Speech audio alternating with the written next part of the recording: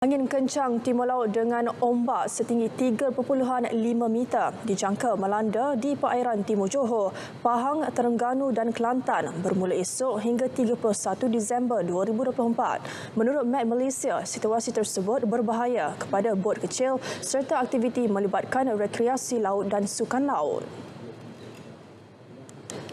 Met Malaysia juga mengeluarkan amaran kenaikan paras air laut dijangka di perairan yang sama bermula esok sehingga 30 Disember berisiko kepada limpahan air laut di pesisir pantai.